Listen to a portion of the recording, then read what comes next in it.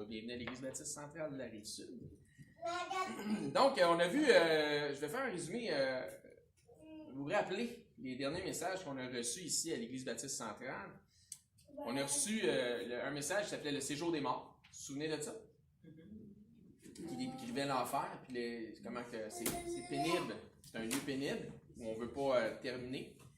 Après ça, on a parlé de quelque chose de plus positif qui était le paradis de Dieu. Et une place où on voudrait bien passer l'éternité. Après ça, on a parlé de prophétie biblique. En fait, on a démontré que la Bible, c'était vraiment un livre inspiré. Que le Dieu qui connaît la fin des choses dès le commencement peut annoncer des choses comme il le veut. Donc, tu sais, des fois, les gens se demandent, mais ça va être qui l'antéchrist, puis le faux prophète. Mais s'il y avait tout ça, mais le Seigneur, s'il avait voulu citer son nom, clairement, il l'aurait fait. Il a juste choisi de taire ces choses-là, mais on voit qu'il y avait...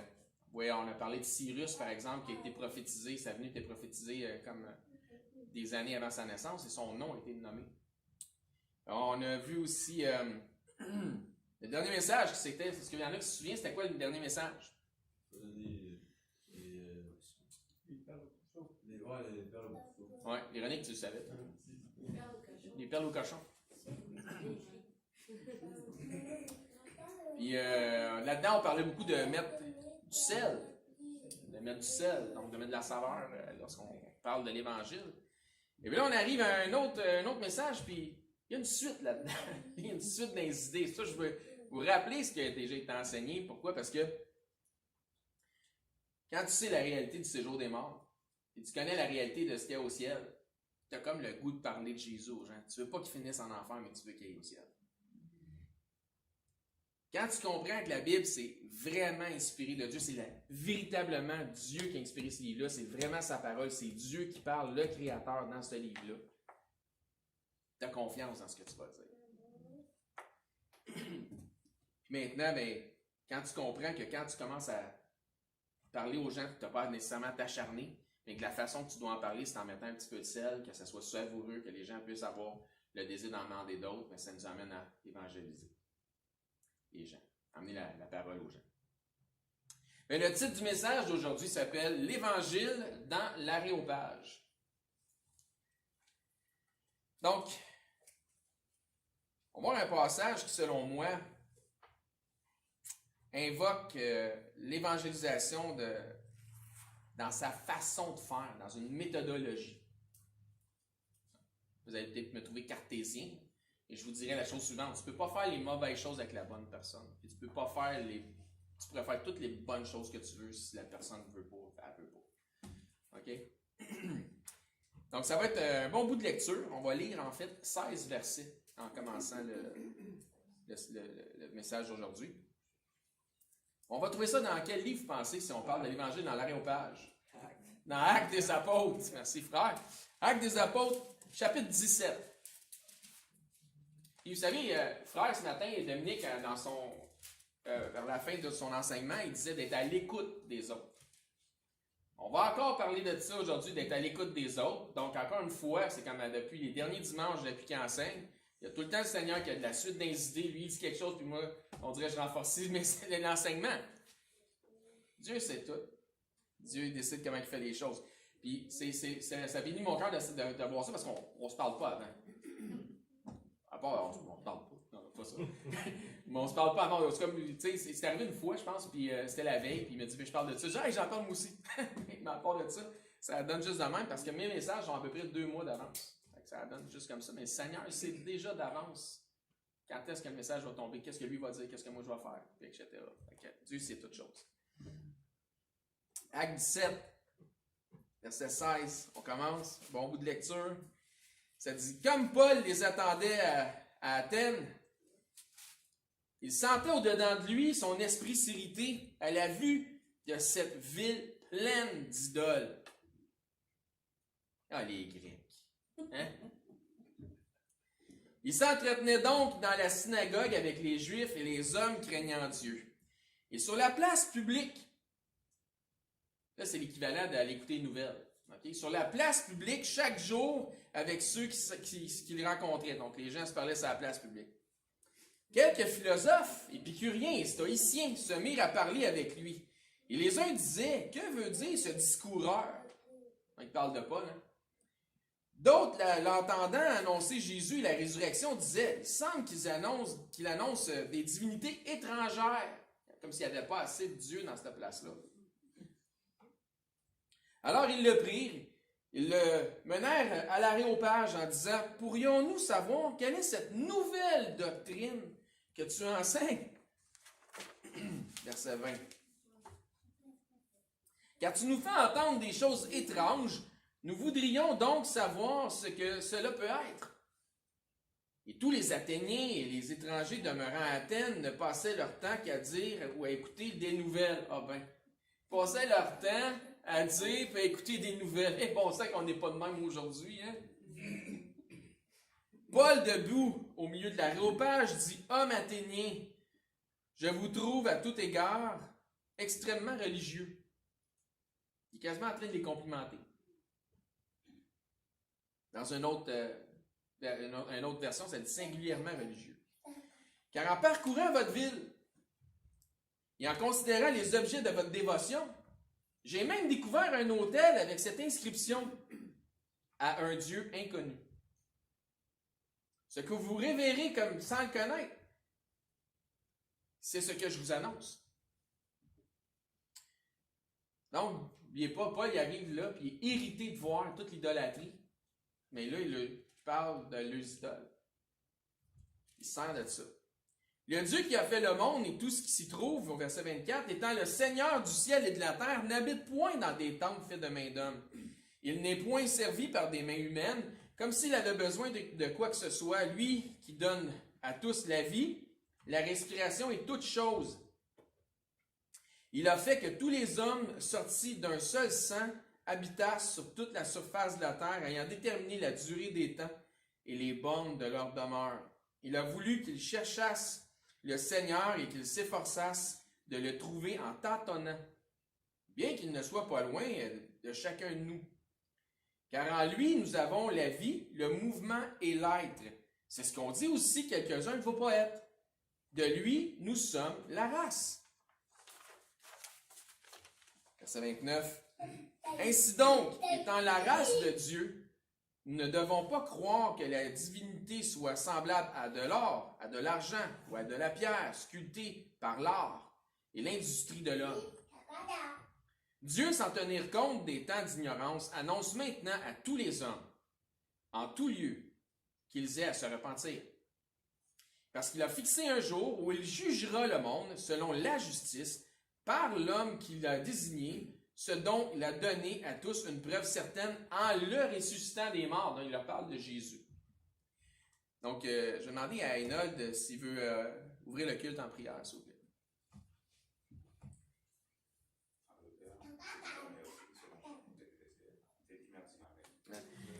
Pensez, quand vous venez ici, j'espère que le but, c'est de vraiment de venir écouter la prédication de la parole de Dieu. J'espère que c'est votre objectif, c'est de venir entendre ce que le Seigneur aurait à vous dire à travers la prédication parce que vous avez le désir de croître. J'espère que c'est votre objectif.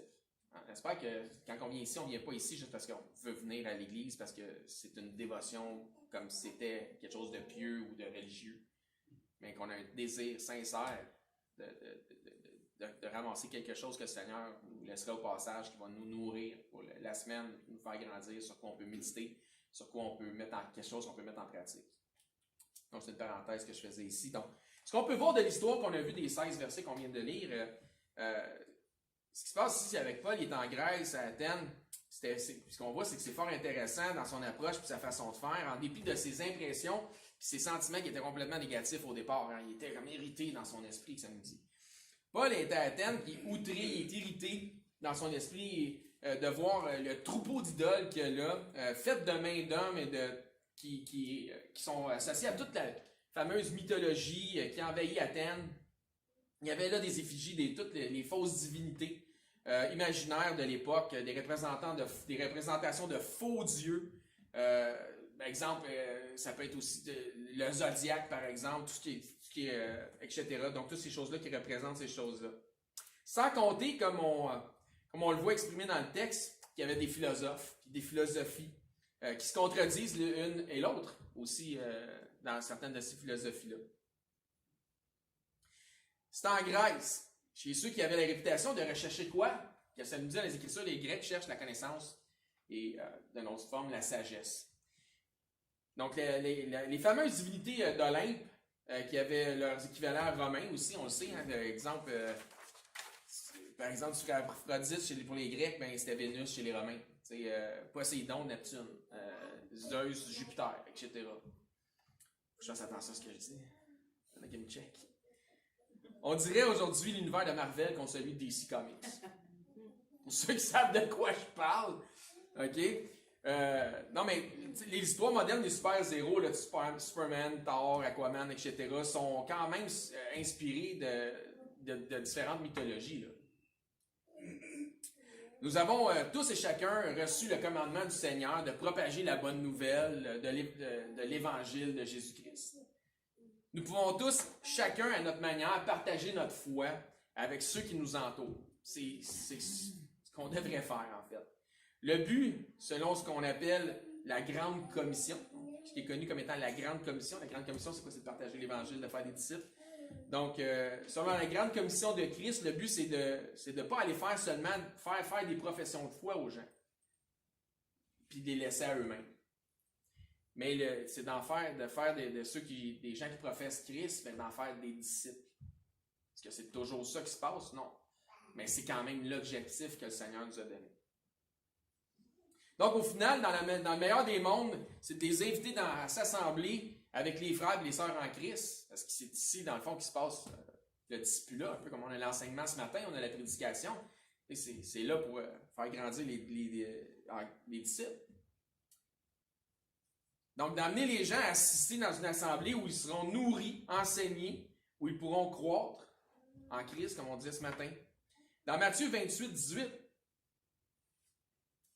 ça dit là, Jésus s'étant approché, leur parlant ainsi, tout pouvoir m'a été donné dans le ciel et sur la terre.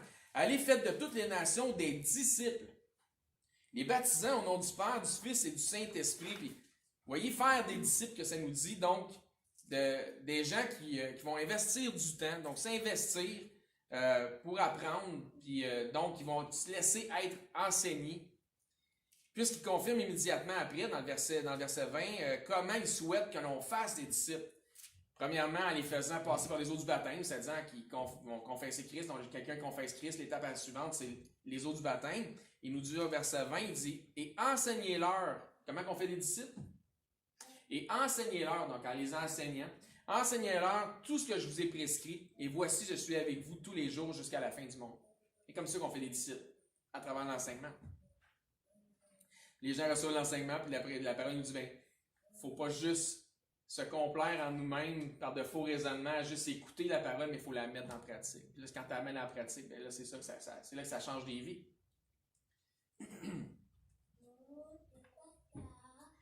Ça, c'est ce que notre Seigneur nous demande de faire des disciples. Mais Paul, je crois qu'on voit une méthode efficace, qui est extrêmement actuelle, qui est en fait ce que moi, la façon que moi, généralement, je vais évangéliser les gens. Peut-être que je suis très cartésien, mais vous allez voir ce que je vais en venir. Paul s'entretient ici avec des philosophes, hein, au verset 18, ça disait ça, des épicuriens, des stoïciens, qui étaient ni plus ni moins, si on veut, l'équivalent des Grecs, des pharisiens et des sadduciens. C'est comme deux factions qui ont des convictions, mais qui sont un peu opposées. Pour ce qui est des épicuriens, c'était des disciples d'Épicure. Même si ça faisait 300 ans qu'Épicure était déjà mort à cette époque-là, la secte philosophique des épicuriens est encore bien en force. C'est une doctrine philosophique qui prône le bonheur via la satisfaction des besoins primaires, tels que faire bonne chère en se faisant des banquets gargantuesques. C'est déjà une pensée qui exprime Dieu dans les Écritures lorsqu'il réfère aux hommes charnels dépourvus de la connaissance et de la crainte de Dieu en disant « Mangeons et buvons, car demain nous mourrons ». C'était le genre de pensée qu'eux autres avaient. Donc, vous pouvez trouver la référence de ce que je viens de dire dans Ésaïe 22, 13 ou 1 Corinthiens 15, 32, quand ça dit « Mangeons et buvons, car demain nous mourrons ». On a dit « Il n'y a pas de lendemain, fait que tu viens de se péter à la face ». On utilise encore le terme aujourd'hui, 2400 ans après Épicure, en disant c'est ah, lui c'est un épicurien. En voulant dire qu'il aime la bonne bouffe. Pourquoi vous me regardez de même?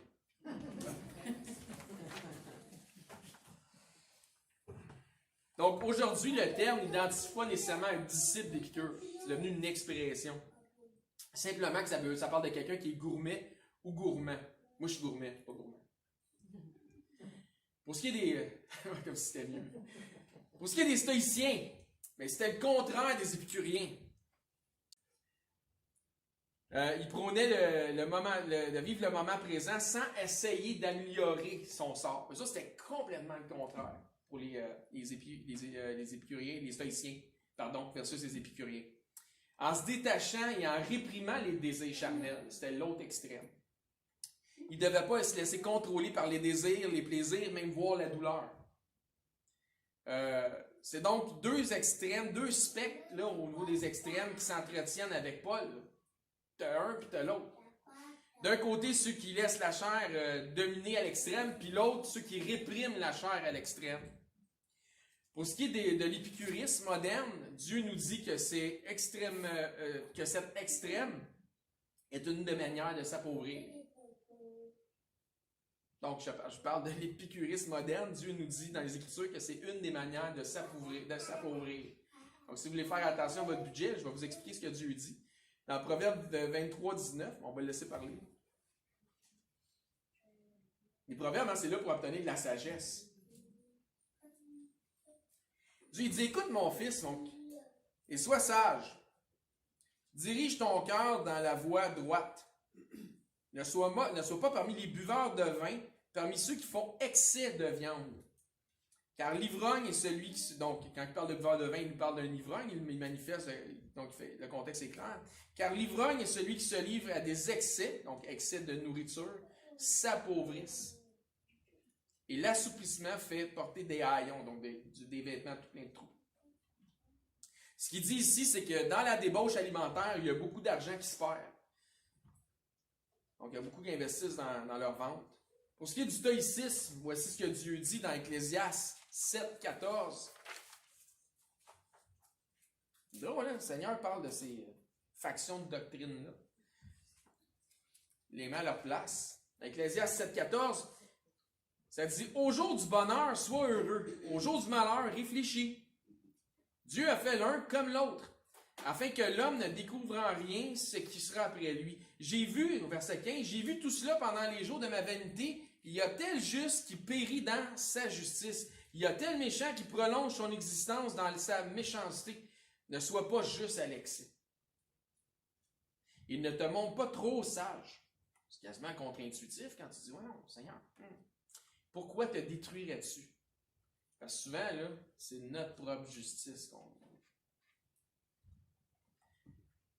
Puis le fait qu'on veut notre propre justice pour toutes les autres autour de nous autres, fait qu'on crée de l'injustice autour de nous autres.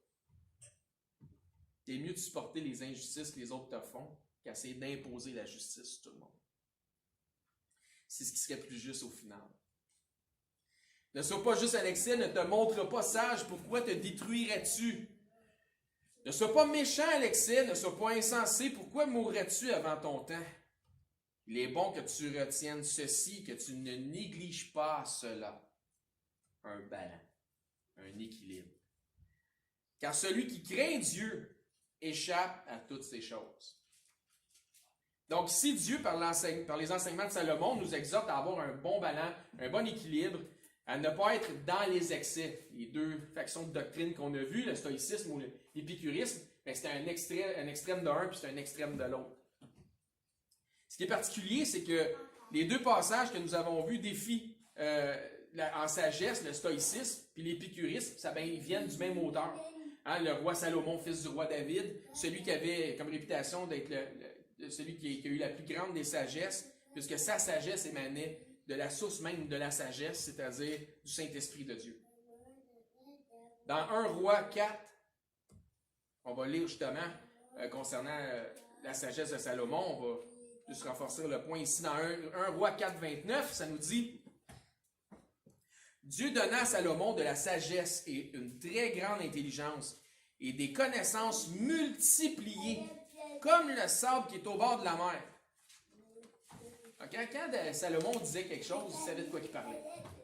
Il a dit au verset 30, « La sagesse de Salomon surpassait la sagesse de tous les fils de l'Orient et de toute la sagesse des Égyptiens.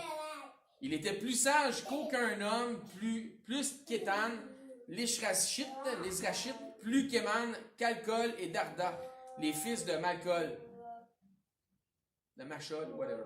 Et sa renommée était répandue parmi toutes les nations d'alentour. Tout le monde le savait. Il a prononcé 3000 sentences et composé 1005 cantiques. Il a parlé sur les arbres, depuis le cèdre du Liban jusqu'à l'hysope qui sort de la muraille. Il a aussi parlé sur les animaux, sur les oiseaux, sur les reptiles, sur les poissons. On voit dans le Proverbe, il parle de la fourmi, mais il parle des lapins. Il parle des sangsues aussi. Il venait des gens de tous les peuples pour entendre la sagesse de Salomon et de la part de tous les rois de la terre qui avaient entendu parler sa sagesse. C'était impressionnant. Le monde faisait des voyages, dépensait des fortunes pour aller entendre les sentences de Salomon. Morale d'histoire, nous avons entre nos mains le livre qui renferme toute la sagesse utile et nécessaire pour nos vies. Pendant des siècles, les hommes cherchaient la vérité et l'accomplissement dans des extrêmes. Lorsque Dieu, en fait, disait « Aie un bon équilibre, aie un bon balance ». C'était déjà là. Ça existait déjà. Ne va pas inutilement dans les extrêmes, puis serre-moi. Passer du temps de qualité, par exemple, avec ceux qu'on aime. Craindre Dieu, obéir à ses commandements. Voilà ce qui est le tout de l'homme. Quoi qu'il en soit, je ne crois pas que c'est de fruit du hasard si nous avons les deux extrêmes des doctrines philosophiques de l'époque qui s'entretenaient avec Paul. Ça rend la chose intéressante, en tout cas. Ce que nous pouvons en déduire pour en faire une application actuelle, c'est que tous les hommes sur cette planète vivent par des principes philosophiques. Ça, c'est important ce que je vous dis là. Sont tous, consciemment ou non, sous l'influence d'une philosophie quelconque. Dans Actes 17-18, on va retourner un peu, puis on va décortiquer les 16 versets qu'on a vus. Quelques philosophes épicuriens et stoïciens se mirent à parler avec lui. Et les uns disaient, que veut dire ce discoureur? D'autres l'entendant annoncer Jésus et la résurrection, disant, il semble qu'il annonce des divinités étrangères. Alors ils le prirent et l'amenèrent à l'aréopage en disant, pourrions-nous savoir quelle est cette nouvelle doctrine que tu enseignes? Donc, il l'a emmené dans un endroit, dans un lieu, ce qui fait s'exprimer devant tout le monde, que le son est amplifié, que tout le monde puisse entendre. Donc, les gens s'assoyaient autour et écoutaient ce qu'il avait à dire. Car tu nous fais entendre des choses au verset 20, des choses qui sont étranges. Nous voudrions donc savoir ce que cela peut être. On va en savoir plus. Un peu comme on l'a entendu la semaine passée, Paul avait apparemment saupoudré du sel, de manière à ce que ce soit eux-mêmes qui en redemandent. Vous vous souvenez que je t'ai parlé de ça la semaine passée? Il a laissé une bonne saveur. En fait, peux-tu nous en dire plus? Mais si Paul avait déversé la poche de sel au complet, comme plusieurs qui évangélisent le font, il y aurait peut-être plus bien eu de place pour la curiosité d'en savoir plus. Évangéliser, là, c'est comme une forme de marketing. Puis, il n'y a rien de péjoratif dans ce que je dis là. Jésus, à 12 ans, il a dit, quand ses parents le cherchaient, puis il était inquiet. Il lui a dit, pourquoi est-ce que vous me cherchez? Ne savez-vous pas que je dois m'occuper des affaires de mon père? En anglais, là, ça dit dans King James, my father's business.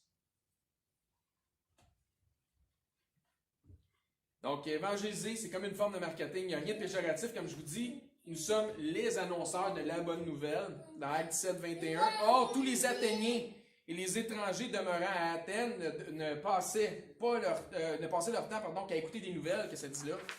Ils faisaient juste passer le temps à écouter des nouvelles. T'es plugué sur TVA Poubelle 24/7. En bas. On peut voir ici que c'est pas très différent de notre époque. il y a 2000 ans qu'aujourd'hui. Les gens sont plugués sur les nouvelles. Ah ouais, nouvelles. Aujourd'hui, les gens sont branchés sur les réseaux sociaux ou sur les nouvelles 24/7. Ils écoutent ça non-stop. Je l'ai écouté il y a une demi-heure, qu'est-ce qu'il a dit? Il me le répète une demi-heure plus tard, c'est pas grave. On l'a écouté 16 fois dans la journée. De quoi qu'ils te parlent quand. Tu sais, les gens, là, quand ils se rencontrent, de quoi qu'ils te parlent? Moi, souvent, à la job, là, t'as-tu vu aux nouvelles? Non. J'écoute pas les nouvelles. Ça, c'est moi. Pas obligé de faire la même chose que moi, là. Donc, aussi à l'époque, il était plugué, ces nouvelles, mais non pas sur, encore, la bonne nouvelle, qui est l'évangile de Jésus-Christ. Même chose aujourd'hui, les nouvelles via les médias, je ne sais pas si vous le savez, mais ça développe une dépendance qui est associée à un désir primaire de survie qui vient de l'homme animal. Qu'est-ce que c'est ça? Hein? L'homme spirituel a été crucifié avec Christ et sa dépendance aux nouvelles devrait être celle de la bonne nouvelle. L'exhortation que je vous fais. Si le chrétien moyen passait la moitié de son temps qu'il prend à écouter des nouvelles poubelles, le nez dans sa Bible, la bonne nouvelle, sa croissance spirituelle serait fulgurante. Même aujourd'hui, avec la supposée pandémie, si le chrétien moyen qui est toujours en train de se fouiner le nez dans les moindres coins de l'Internet pour trouver encore des signes de conspiration, s'il convertissait la moitié de ce temps-là dans la lecture et la méditation de la parole, il serait bientôt apte à l'enseignement. Il faut avoir un bon, juste milieu, un équilibre, les amis, un ballon, comme l'Ecclésiaste le disait. Je ne dis pas de ne pas écouter les nouvelles. Comprenez ce que je veux dire? Donc, tu n'es pas obligé de faire comme moi. Ça fait des années que j'écoute plus les nouvelles. Les nouvelles le matin, pareil, ils trouvent le moyen de me trouver. Mais je ne me groche pas sur eux autres. Mais considérez que, une chose, est-ce que vous avez une dépendance à ce genre de choses? La Bible nous dit que nous ne devons pas être esclaves de quoi que ce soit. Dans 1 Corinthiens 6-12. Ça nous dit rapidement, je fais la lecture, ça dit « Tout m'est permis, mais tout n'est pas utile. » Donc, calculer, évaluer l'utilité des choses. Tout m'est permis, mais je ne me laisserai asservir par quoi que ce soit. Je m'en rendrai esclave de rien. On reprend dans Actes des Apôtres, verset 22, parce qu'on décortique les versets. Paul, debout au milieu de l'aréopage, dit « Homme athénien, je vous trouve à tout égard extrêmement religieux. » Donc, comprenez ceci et partez du fait que les gens que vous côtoyez sont tous religieux. Tous. D'une manière ou de l'autre. Les Athéniens sont religieux. Puis ils étaient religieux, singulièrement religieux, que c'était du stoïcisme ou c'était de l'épicurisme. Et tous les hommes ont une forme de religion quelconque qu'ils pratiquent, consciemment ou non. Les athées, on va dire les athées ne sont pas religieux, oui. Leur religion, c'est l'athéisme. Tous vivent par un mode de philosophie. Ces philosophies font d'eux des disciples endoctrinés dans un mode de pensée, de principes, puis de routine, puis etc. Ça devient donc une religion. Ils sont tous singulièrement religieux. Le problème, c'est que les gens ont perdu le sens de la compréhension du mot religieux. Donc, ils ne comprennent pas qu'ils le sont, parce qu'ils ne comprennent même pas ce que ça veut dire. Mais vous autres, devriez comprendre que tout le monde est religieux. Verset 23. Car en parcourant votre ville et en considérant les objets de votre dévotion, j'ai même découvert un autel avec cette inscription à un Dieu inconnu. Eux autres, ils n'attendaient une autre divinité. On ne prendra pas de chance, il n'y en a pas assez, tout d'un coup, il y en a un autre qu'on ne connaît pas. Ce que vous révérez, ce que vous révérez sans le connaître, c'est ce que je vous annonce. Mais vous révérez un Dieu inconnu, juste au cas où il y a un Dieu inconnu, on ne prendra pas de chance. On ne te connaît pas encore, mais on va te prier pareil. Ben moi, c'est celui-là que je vous annonce. Voyez-vous ce que Paul fait ici? Il s'est interrogé, s'est intéressé premièrement à leur philosophie, à leur spiritualité. Il n'a pas commencé par le shooter. Jésus, Dieu, l'Évangile, le ciel, l'enfer, le péché, la Bible, le diable. Puis là, il lui met ça dans la gorge. Jusqu'au fond des entrailles. Il a pris son temps. Premièrement, il s'est intéressé à eux autres. Puis en s'intéressant aux autres, ben, il a récolté des informations sur leurs convictions, sur leurs croyances, etc.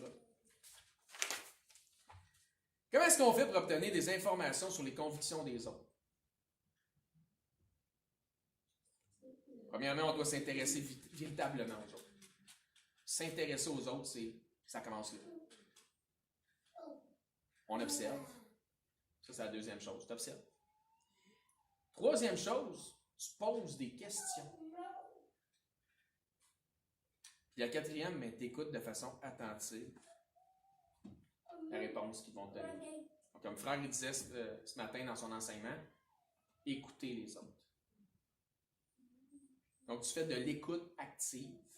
C'est quoi de l'écoute active? Tu sais, quand tu embarques par-dessus l'autre pendant qu'il te parle, parce que il n'a pas fini sa phrase, mais tu es déjà en train de dire quelque chose, puis là, tu le coupes. Ben, ça démontre que tu souhaites que l'autre s'intéresse plus à toi que toi, tu t'intéresses à l'autre. L'écoute active, c'est que tu attends qu'il ait fini de parler. Puis des fois, tu reposes une autre question, puis tu le laisses aller. C'est de même que tu récupères de l'information. Quand tu t'intéresses sincèrement aux gens, les gens le ressentent et s'ouvrent à toi. Mais encore une fois, il faut que ça soit sincère. Je pense qu'on a toutes les raisons du monde de s'intéresser sincèrement aux autres. Par compassion seulement, on devrait s'intéresser aux autres. C'est toujours ce que je fais. Certains m'ont observé en pleine action d'évangélisation. Il y a quelques frères ou sœurs ici qui étaient avec moi quand c'est déjà arrivé. Puis j'essaie d'avoir toujours avoir une idée du bagage spirituel de la personne. Parle-moi de ce que tu crois. Pose des questions. M'intéresse à la personne. Puis un coup que tu as l'information du bagage spirituel de la personne, tu peux alors te servir de ce bagage-là pour y apporter l'Évangile. Est-ce que c'est pas ce que Paul a fait? Il s'est servi de leur bagage pour leur apporter l'Évangile. En prenant les éléments que cette personne-là t'a donnés, pour les transformer en message du salut. Je vais vous parler du Dieu inconnu, que vous révérez sans le connaître. Ce que Paul va faire ici, il va leur parler du Dieu inconnu auquel ils ont une effigie. Il va prendre leurs croyances et les tourner à la gloire de Christ en leur disant, vous n'êtes pas loin, mais voici ce qui vous manque. Tu n'es pas loin, mais il te manque quelque chose. Et voici ce qui te manque, je vais te l'annoncer. Je vais te parler de Christ. Verset 24, dans Acte 17, ça dit, « Le Dieu qui a fait le monde et tout ce qui s'y trouve, étant le Seigneur du ciel et de la terre, n'habite point dans des temples faits de main d'homme. Il n'est point servi par des mains humaines, comme s'il avait besoin de quoi que ce soit, lui qui donne à tous la vie, la respiration et toutes choses. » Verset 26, « Il a fait tous les hommes sortis d'un seul sang, qui habitassent sur toute la surface de la terre, ayant déterminé la durée des temps et les bornes de leur demeure, il a voulu qu'ils cherchassent le Seigneur et qu'ils s'efforçassent de le trouver en tâtonnant, bien qu'il ne soit pas loin de chacun de vous. T'es pas loin. T'as tâtonné, mais t'es pas loin. Laisse-moi t'expliquer ce qui manque. Il y a bien des gens qui sont pseudo-spirituels. Puis ils vont te parler de spiritualité, puis tu vas dire, écoute, tu as compris des choses. Fait que tu vas être en mesure de comprendre ce que je vais te dire, parce que tu n'es pas loin. Ce qui te manque, c'est Jésus.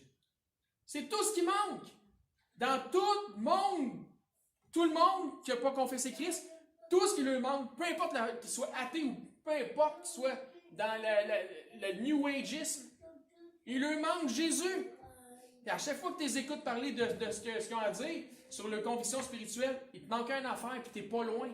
Ce qui te manque, c'est Jésus. Ils sont tous à ça de Jésus. Comme je le disais, il leur dit, Jusqu'à présent, vous avez cherché à tâtons, mais vous n'êtes pas loin. Pas Michael, que c'est pas le genre de choses qui est arrivé quand on avait mangé une madame, qui nous parlait de toute sa vie spirituelle à la fin, c'était comme, t'es pas loin. Absolument. C'était vraiment ça. Elle avait tout, sauf Jésus. Verset 29. Ainsi donc, étant de la race de Dieu, nous ne devons pas croire que la divinité soit semblable à de l'or, à de l'argent ou à de la pierre sculptée par l'art et l'industrie de l'homme. Vous n'êtes pas loin, mais vous valez mieux que ça. C'est ça que les gens ont besoin d'entendre. Toutes ces affaires-là que tu crois, tes convictions, toutes les choses dans lesquelles tu mettais confiance, je comprends, mais tu vaux mieux que ça. Vous valez mieux que les artifices. Vous devez passer des faux dieux au seul vrai Dieu, le Dieu des dieux. Verset 30. Dieu, sans tenir compte des temps d'ignorance, annonce maintenant à tous les hommes en tout lieu qu'ils aient à se repentir. Paul leur parle éventuellement du péché qui nous culpabilise tous, parce qu'il a fixé un jour, verset 31, où il jugera le monde selon la justice, par l'homme qu'il a désigné, ce dont il a donné à tous une preuve certaine en le ressuscitant des morts. Donc au verset 30, Paul parle du péché. Au verset 31, il leur parle de justice puis de jugement. Et si vous pouvez faire un lien ici avec le parallèle qu'on trouve dans la référence dans Jean 16, 8. Donc le Saint-Esprit convainc de justice, péché, de péché, de justice puis de jugement. Dans l'ordre. Donc à partir de là, c'est le travail de Dieu par le Saint-Esprit de convaincre le pécheur ou les pécheurs. Notre tâche, c'est de propager la bonne nouvelle, c'est pas de convaincre les gens. Nous avons la partie la plus facile, c'est Dieu qui scelle l'entente. C'est pas nous autres qui close le deal, autrement dit, dans l'expression populaire. C'est personnellement le type de méthodologie, moi, que j'utilise quand j'évangélise. Je pose des questions, j'accumule de l'information, j'explique à la personne qu'elle n'est pas loin de la vérité, puis je l'aide à faire la part des choses entre le vrai et le faux, entre l'inférieur avec le supérieur, le charnel et le divin. Donc, je parle du péché, du juste jugement de Dieu à venir, de Jésus, de son sacrifice et du miracle de sa résurrection. C'est vraiment la méthodologie que j'utilise. Juste pour être sûr, je vous la répète. Ce que moi je fais, je pose des questions, j'accumule des informations, j'explique à la personne qui n'est pas loin de la vérité, puis je l'aide à faire la part des choses entre le vrai et le faux. Parce qu'il y a peut-être un petit peu de vrai dans ta vie, mais il y a bien du faux. Puis voici, puis là je vais mettre l'emphase sur le vrai.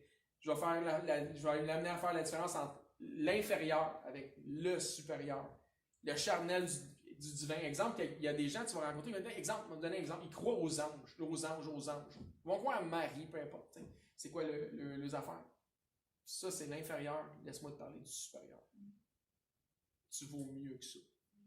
Il y a quelque chose de plus pour toi. Mais tu n'es pas loin. Je parle de péché, de juste jugement de Dieu à venir en disant, hey, si Dieu c'est un juge qui est juste, puis toi tu es pécheur, c'est quoi de quelle façon il faut qu'il fasse les choses au final? Si tu me dis que tu es coupable. La personne va dire, le jugement, ben oui. Effectivement. Mais que tu n'es pas loin de t'en sortir. Je vais parler de Jésus, je vais parler de son sacrifice, puis je vais parler du miracle de sa résurrection, parce qu'une des choses que je vais dire aux gens, je vais dire, tu ne penses pas que Jésus, c'est comme... Tu connais l'histoire de Jésus, tu sais qu'il est supposément ressuscité. La personne va dire, ouais, j'ai déjà entendu ça, ouais. Si c'est vrai que ce gars-là est ressuscité, tu ne penses pas que ça fait de lui quelqu'un de spécial et de particulier par-dessus toutes les autres qu'on n'a jamais entendu parler? Si c'est vrai, là je m'entends, si c'est vrai, la personne va dire, ouais, si c'est vrai que c'est particulier. Si c'est vrai, puis toute son histoire est vraie, je pense pas que tu devrais croire à ce qu'il dit. C'est quelque chose, la résurrection. Je mets beaucoup d'emphase sur ce miracle-là. Parce qu'il n'y en a pas d'autre qui est sorti comme lui du tombeau. Après une mort évidente, là, cloué sur une croix, tu sais. tout verser son sang. 3 jours et 3 nuits plus tard. Si c'est vrai, tu ne penses pas que c'est l'affaire la plus merveilleuse au monde qui est arrivée? Tu ne penses pas qu'il y a un message qui va avec ça? Ou qui vient avec ça? Ah, mais si c'est le message, c'est ça. Donc, je parle du péché, je parle du juste jugement de Dieu à venir, de Jésus, son Fils, et du sacrifice qu'il a fait, du miracle de sa résurrection. C'est exactement là où Paul était rendu. Donc, regardez au verset 18, là, si on retourne au verset 18 dans Actes, ça dit « Quelques philosophes épicuriens et stoïciens se mirent à parler avec lui, et les uns disaient « Que veut dire ce discoureur ?» D'autres, l'entendant annoncer Jésus et la résurrection. Ils disaient « Il semble qu'il annonce des divinités étrangères. » C'est là qu'ils ont donné « Wow, fais un stop, arrête, viens dans l'aréopage, on veut t'entendre continuer ton histoire. » Donc, si on saute au verset 31, parce qu'il a fixé, là, Paul continue où ce qui était rendu, il dit parce qu'il a fixé un jour où il jugera le monde selon la justice, par l'homme qu'il a désigné, ce dont il a donné à tous une preuve certaine, en le ressuscitant des morts. Voyez-vous la preuve qu'il y a un message qui va avec ça, c'est la résurrection de Christ. La résurrection de Christ vient avec tout le message. Verset 32. Lorsqu'ils entendirent parler de la résurrection des morts, les uns se moquèrent. Ça va arriver. Mais ce n'est pas notre tâche de convaincre. Les autres dirent, nous t'entendrons là-dessus une autre fois. Oh, prends un break, là, tu vas trop loin. Il y a un mort qui ressuscite, tu ris-tu de nous autres? N'oubliez pas que les Grecs avaient une vision de l'éternité à travers l'art, puis aussi à travers les écrits. Donc, tu es éternel dans ton art, donc ton art subsiste après ta mort. Tu es éternel dans tes écrits, dans tes philosophies, dans tes doctrines, parce que, comme Épicure, ça faisait 300 ans qu'il était mort, mais il y avait encore des épicuriens. Donc, il y avait ce sentiment-là que l'éternité se passait un petit peu comme ça.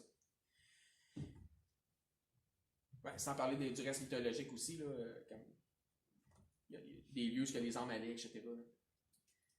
Donc, là, ils ont dit d'arrêter. Pas, il a pas fait. Non, attends, j'ai pas fini d'essayer de te convaincre. Laisse-moi te mettre ça dans le fond de la gorge. Attends, écoute ce que j'ai pas fini, là. Non. Ainsi, Paul se retira du milieu d'eux. Tu veux pas en entendre plus, tu n'en auras pas plus. Paul, il n'a pas insisté parce que son travail, tu sais, c'est saupoudrer du sel. C'est pas de mettre une poche de sel. Puis son travail, c'est de faire en sorte que ça reste mangeable. Pas le contraire. C'est le Saint-Esprit qui convainc. Verset 34, on termine ça. Quelques-uns néanmoins, voyez-vous, quelques-uns néanmoins. Ça fait peut-être pas une différence pour tout le monde, mais ça fait une différence pour ceux pour qui ça fait une différence. Quelques-uns néanmoins s'attachèrent à lui et crurent. Denis, l'Aréopagite, une femme nommée Damaris et d'autres avec eux. Gloire à Dieu! S'il y avait 500 personnes qui étaient là, puis il y en a 3 qui ont cru, gloire à Dieu. Voyez-vous, certains en ont redemandé et ont obtenu le salut par la grâce de Dieu, par le moyen de la foi, parce que Paul leur avait apporté la bonne nouvelle. Conclusion du message. Vous intéressez-vous sincèrement aux autres? Là, je mets en réflexion. Est-ce que vous vous intéressez sincèrement aux autres? Êtes-vous vraiment à l'écoute des autres? Êtes-vous de l'écoute active? Si vous le faites, les autres aussi vont vous écouter. Vous allez pouvoir passer votre message. Êtes-vous conscient que tous les hommes sans Christ vivent selon des dogmes philosophiques? Tout le monde a sa propre philosophie, même si c'est juste lui qui l'a, même s'il vit selon juste ses dogmes. Sa philosophie, il est singulièrement religieux, il s'en rend juste pas compte, mais vous autres, vous le savez. Tu peux prendre ça, utiliser ça, et retourner pour la gloire de Christ. Est-ce que ça veut dire qu'il va confesser Christ? Absolument pas. Mais tu vas avoir fait une différence. On est tous appelés à évangéliser. C'est pour ça que le Seigneur nous a laissés ici et qu'il nous laisse encore ici. Avez-vous un bon équilibre, un bon balance? Êtes-vous dans les excès? Est-ce que votre homme animal, par instinct de survie, là, parce qu'il est accro aux mauvaises nouvelles, parce que tout d'un coup qu'il m'arriverait quelque chose, il faut que je cherche c'est quoi toutes les mauvaises nouvelles? Ça, c'est l'homme animal qui travaille, qui laisse l'instinct de survie prendre le dessus, puis qui devient accro à quelque chose qui ne devrait pas l'être. Doser les choses. Est-ce que vous êtes accro à la bonne nouvelle? Ça, c'est la question que vous devriez vous poser. Ça, il n'y a pas de problème avec celle-là. Maintenant, si vous avez entendu l'Évangile, mais que vous n'avez jamais encore confessé Christ comme étant votre Seigneur et Sauveur, vous n'êtes pas trop certain de comprendre, mais je vais vous dire ceci, vous n'êtes pas loin. Il vous manque une chose, c'est Jésus. Venez nous voir, puis on va vous expliquer la simplicité que ça prend pour être certain d'avoir la vie éternelle à travers la personne de Jésus-Christ.